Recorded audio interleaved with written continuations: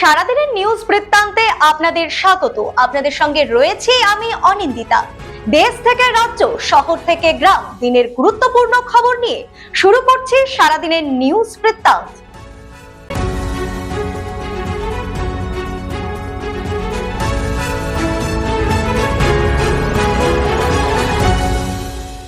সারাদিনের নিউজ বৃত্তান্ত নিবেদন করছেন জুয়েলার্স, সোনা যা সর্বক্ষণের।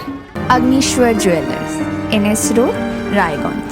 শ্রী ঢাকা জুয়েলার্স, আভিজাত্যের গয়না। ত্রিনয়নী জ্যোতিষ কার্যালয়, শ্যামপুর মোড়, Debinagar, Raiganj.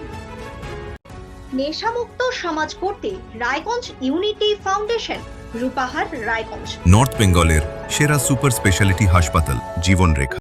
Spectrum health care diagnostics, Apollo clinic, এখন রায়গঞ্জে। আগামীকাল মালদা সহ রাজ্যের 152টি আসনে বিধানসভা নির্বাচন। তার আগে মালদহের 3টি ডিসিআরসি সেন্টারে ভোট কর্মীদের চরম ব্যস্ততা। Malda college, Malda polytechnic college এবং চাচল সিদ্ধেশ্বরী স্কুলে এই 3 জায়গায় করা হয়েছে DCRC centre. EVM machine, VVPAT সহ ভোট গ্রহণের জন্য প্রয়োজনীয় সরঞ্জাম নিতে ভোট কর্মীদের ভিড় জমতে শুরু করেছে। বিধানসভা নির্বাচনকে সামনে রেখে শিলিগুড়িতে এলো বিদেশি প্রতিনিধি দল। বুধবার শিলিগুড়ি কলেজের ডিস্ট্রিবিউশন ও রিসেপশন সেন্টার পরিদর্শন করে তারা ভোটের প্রস্তুতি সরেজমিনে খতিয়ে দেখেন। ইভিএম, ভিভিপ্যাট সহ ভোটের সামগ্রী বিতরণ এবং ভোট কর্মীদের রওনা দেওয়ার প্রক্রিয়াও পর্যবেক্ষণ করেন প্রতিনিধিরা। আন্তর্জাতিক নির্বাচন পরিদর্শক কর্মসূচির আওতায় দার্জিলিং জেলায় দুদিনের সফরে এসে তারা ভারতের নির্বাচন কমিশনের আধিকারিকদের সঙ্গে এই পরিদর্শন করেন। আগামী 23শে এপ্রিল ভোটের দিন বিভিন্ন বুথেও যাবেন তারা। প্রথম দফার ভোটের আগে দক্ষিণ দিনাজপুরের বালুরঘাট কলেজ ডিসিআরসি সেন্টারে জোর প্রস্তুতি চলছে। বুধবার সকাল থেকে ভোট কর্মীরা ইভিএম, ভিভিপ্যাট সহ প্রয়োজনীয় সরঞ্জাম সংগ্রহ করে বুথের উদ্দেশ্যে রওনা দেন। জেলার 6টি বিধানসভার জন্য 2টি ডিসিআরসি সেন্টার করা হয়েছে। জেলায় মোট ভোটার প্রায় 11,60,000, বুথ সংখ্যা 1,398। নিরাপত্তায় মোতায়েন 83 কোম্পানি, কেন্দ্রীয় বাহিনী ও প্রায় 2000 পুলিশ কর্মী। প্রশাসনের দাবি, শান্তিপূর্ণ ভোটের জন্য সব রকম ব্যবস্থা নেওয়া হয়েছে। মালদা জেলার 14টি ভোট গ্রহণ কেন্দ্রকে আদর্শ ভোট গ্রহণ কেন্দ্র হিসেবে তৈরি করছে নির্বাচন কমিশন, যার মধ্যে একটি মালদা উচ্চ বালিকা বিদ্যালয়। এই বিদ্যালয়ে 3টি বুথ রয়েছে। এখানে তৈরি করা হয়েছে সেলফি জোন, প্রবীণ নাগরিকদের জন্য বসার ব্যবস্থা, থাকছে পানীয় জলের ব্যবস্থা। এমনকি ভোট গ্রহণ কেন্দ্রে হঠাৎ করে কেউ অসুস্থ হয়ে পড়লে তার জন্য চিকিৎসা ব্যবস্থাও রাখা হচ্ছে। প্রতিদিনের প্রতি মুহূর্তের খবরের আপডেট পেতে চোখ রাখুন নিউজ বৃত্তান্তের ফেসবুক পেজে।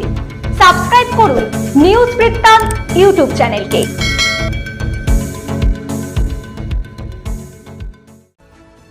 ভোটের প্রাক্কালে ফের উত্তপ্ত নন্দীগ্রাম। ভেকুটিয়া গ্রাম পঞ্চায়েতের একাধিক বুথে তৃণমূল ও বিজেপির মধ্যে সংঘর্ষের অভিযোগ উঠেছে। দুপক্ষই একে অপরের বিরুদ্ধে মারধর ও বাড়ি ভাঙচুরের অভিযোগ করেছে। তৃণমূলের দাবি, বিজেপি কর্মীরা হামলা ও ভাঙচুর চালিয়েছে। পাল্টা বিজেপির অভিযোগ, তাদের কর্মীকেও মারধর করা হচ্ছে। ঘটনাকে ঘিরে এলাকায় উত্তেজনা ছড়িয়েছে। রাত পোহালে ভোটকে সামনে রেখে চূড়ান্ত প্রস্তুতিতে ব্যস্ত প্রশাসন। জলপাইগুড়ি গভর্নমেন্ট ইঞ্জিনিয়ারিং কলেজ ক্যাম্পাসে অবস্থিত উত্তরবঙ্গ বিশ্ববিদ্যালয়ের দ্বিতীয় ক্যাম্পাসের ডিসিআরসি-তে সকাল থেকেই ভিড় জমাতে শুরু করেছেন ভোট কর্মীরা। কেউ সংগ্রহ করছেন ইভিএম ও ভিভিপ্যাট মেশিন, কেউ নিচ্ছেন প্রয়োজনীয় নথিপত্র। নিরাপত্তা ব্যবস্থা রাখা হয়েছে কড়া। কেন্দ্রীয় বাহিনী ও রাজ্য পুলিশের নজরদারিতে চলছে গোটা প্রক্রিয়া। ভোট কর্মীদের মধ্যে দেখা গেছে উৎসাহ ও দায়িত্ববোধের মিশ্র প্রতিচ্ছবি। নির্ধারিত সময়ের মধ্যে সকলকে বুথে পৌঁছে দেওয়ার লক্ষ্যে দ্রুত কাজ এগোচ্ছে প্রশাসনের তরফে। উত্তর দিনাজপুরের রায়গঞ্জে কুলিক নদীতে স্নান করতে গিয়ে জলে ডুবে মৃত্যু হলো দুই কিশোরের। বুধবার শিয়ালমণি ঘাটে এই দুর্ঘটনাটি ঘটে।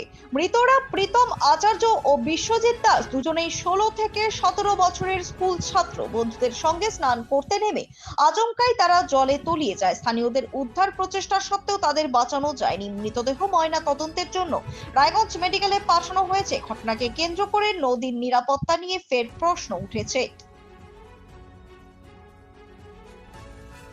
জেলা জুড়ে তীব্র তাপপ্রবাহের মধ্যেও নির্বাচনী দায়িত্বে দৃষ্টান্ত স্থাপন করলেন বিশেষভাবে সক্ষম সরকারি কর্মী শামীম আক্তার। রায়গঞ্জ এলাকার খাদ্য সরবরাহ দপ্তরের কর্মী শামীম আক্তার শারীরিক প্রতিবন্ধকতা সত্ত্বেও এবারও হাসি মুখে ভোট ডিউটিতে যোগ দিয়েছেন। জানা গিয়েছে, পোলিও জনিত কারণে তার দুহাত ক্ষতিগ্রস্ত হলেও তিনি প্রতি বছরের মতো এবারও নির্বাচনী কাজে অংশ নিচ্ছেন। তিনি জানান, ডিউটি করতে তার কোনো অনীহা নেই, বরং দায়িত্ব পালন করতে তিনি স্বাচ্ছন্দ্য বোধ করেন।